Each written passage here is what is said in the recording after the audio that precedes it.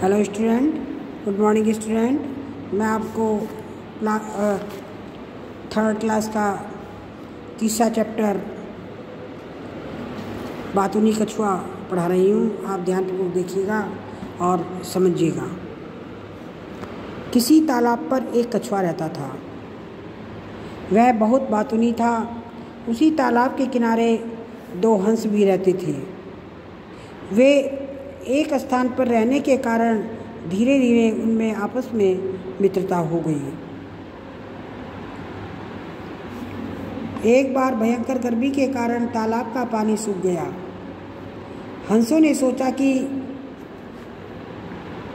अब पानी के बिना इस तालाब के किनारे रहना कठिन है, इसलिए हमें कहीं दूर तालाब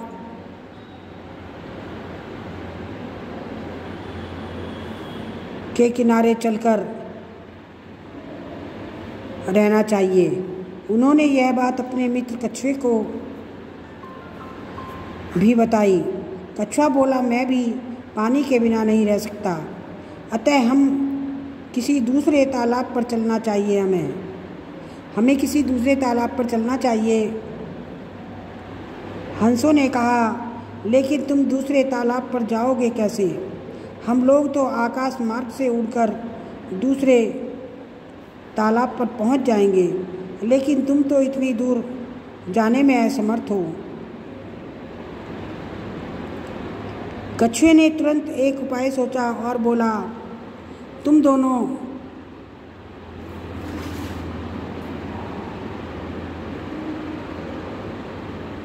एक लकड़ी के सिरे को चोंच से पकड़ लेना। मैं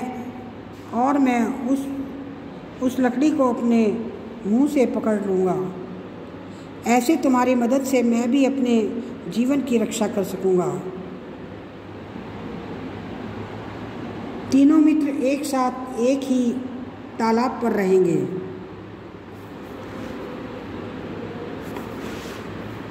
हंसों को कछुए की योजना अच्छी लगी, लेकिन वे दोनों कछुए के स्वभाव से अच्छी तरह परिचित थे। वे बोले, तुम्हारी योजना तो अच्छी है, लेकिन तुम बातें बहुत करते हो। रास्ते में अगर बातें करने लगे तो नीचे गिर जाओगे, फिर तुम्हारा बचना असंभव हो जाएगा। यह सुनकर कछुआ बोला, मैं इतना मूर्ख थोड़ा ही हूँ जो बोलने लगूँगा। भला मैं अपने पाँव पर खुद कुल्हाड़ी क्यों मारूँगा?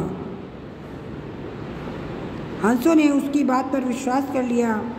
फिर क्या था, हंसों ने एक लकड़ी के दोनों सिरों को अपनी अपनी चोंच में पकड़ लिया और कछुए ने लकड़ी को बीचों बीच अपने मुंह से पकड़ लिया। हंस आकाश मार्ग से उड़ने लगे। जब वे आकाश मार्ग में जा रहे थे, तभी कुछ लोगों ने कछुए को उड़ता हुआ देखा। वे आपस में कहने लगे, देखो देखो, हंस क्या लिए जा रहे हैं। उनका शोर सुनकर कछुआ अपने आप पर नियंत्रण न रख सका और बोला, मित्रों, यह कैसा शोर हो रहा है? इतना कहते ही वह नीचे गिर गया और अपने प्राणों से हाथ धो बैठा। जो व्यक्ति बुद्धि से काम नहीं लेते और मित्रों का कहना नहीं मानते, उनका यही हाल होता है। Thank you very much. आप इस लेसन को ध्यानपूर्वक पढ़िएगा।